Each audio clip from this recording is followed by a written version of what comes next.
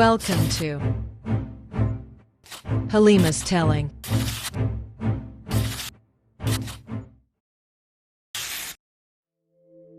Imagine this: someone passes away, but instead of being buried right away, their body stays at home for months, sometimes even years.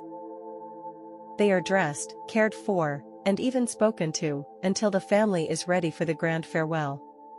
And when that day comes, the coffin isn't placed in the ground, but hung on a cliff or laid inside a stone cave.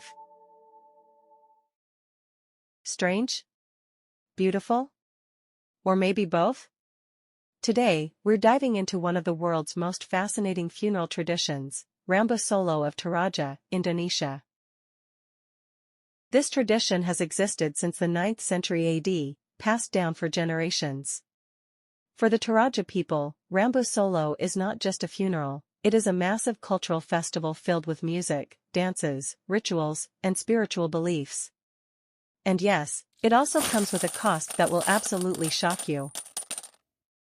But before we go further, let me ask you, if your culture had a tradition like this, would you want to take part in it?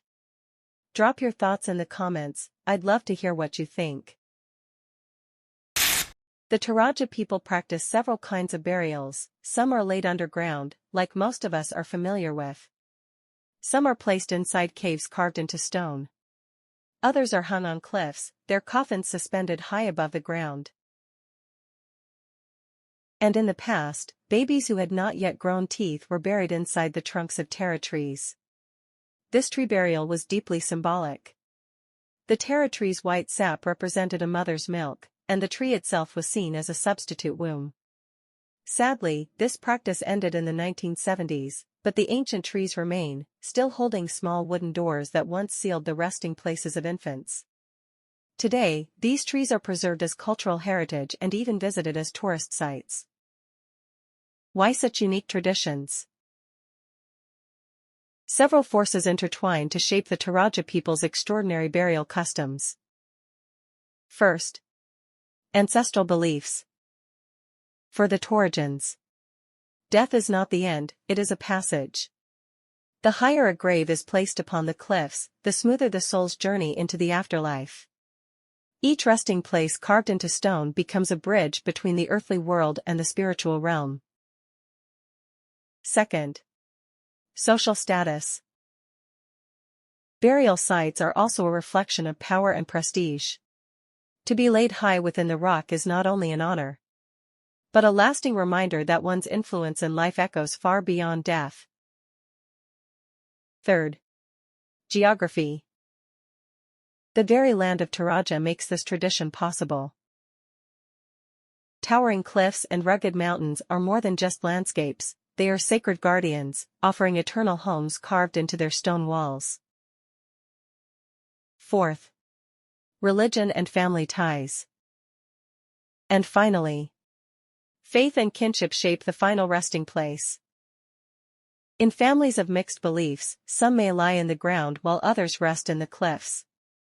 Yet always close, united in death as they were in life. Interesting, isn't it? Now here's what surprises many outsiders. When someone in Toraja passes away, they are not considered dead. Instead, they are thought of as sick. Their body is preserved and placed in a traditional wooden house called a tonkanan. The deceased remains there for months, sometimes even years, until the family is ready to hold the grand funeral. Why wait so long? Because the Toraja funeral ceremony is full of symbols, involving a series of complex and sacred rituals. In addition, a large amount of money is required to hold the ceremonies that last for several days. There is also the family factor. As many relatives live far away, and it takes time for everyone to gather. When the time comes, the funeral is not filled with mourning and tears. Instead, it is marked by dances, music, and rituals that last for days. It is a celebration of life, an expression of respect, and a way to keep families and communities tightly bound together. One of the most striking parts of the ceremony is the sacrifice of buffaloes and pigs. But not just any buffalo, the Toraja raise a special breed called Tedong Bonga, known for its unique skin patterns. These animals can cost tens of thousands of dollars each. The number of buffaloes sacrificed depends on the family's wealth and the social status of the deceased. For some, it may be just 2. For others, it could be hundreds. To the Toraja, these buffaloes are more than just animals. They are spiritual companions, guiding the soul to Puya, the land of the afterlife. And there's another fascinating tradition: the making of wooden effigies called tau. These lifelike wooden dolls are carved to resemble the deceased, often dressed in real clothes and placed near their burial site, overlooking the village. Tau are not seen as mere statues. They represent the spirit of the departed, serving as guardians and a reminder of their presence among the living. To speak of a Toraja funeral is also to speak of the extraordinary costs behind it. And the cost of all this? It can reach billions of rupiah, or around $60,000. Yes. You heard that right. A single funeral can cost as much as a luxury car, or even a house. But to the Toraja, this is not wasteful. It is the ultimate expression of love, respect, and honor for the departed. Beyond the rituals and the cost, Rambu Solo is also about togetherness.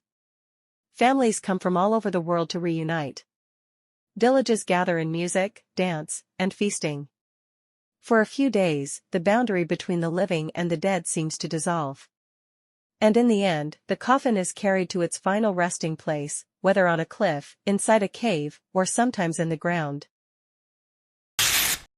So, what does this tell us? For the Toraja people, Rambu Solo is not just about death. It is about life, love, and the eternal bond between families.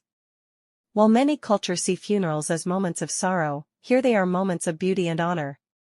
Now let me ask you, what do you think of this tradition? Does it feel mystical, or does it feel deeply meaningful? Let me know your thoughts in the comments. I'd love to hear your perspective. And if you enjoyed this story and want to explore more unique traditions, don't forget to hit that like button, share, and subscribe to the channel. Thank you so much for staying with us until the end. See you in the next story.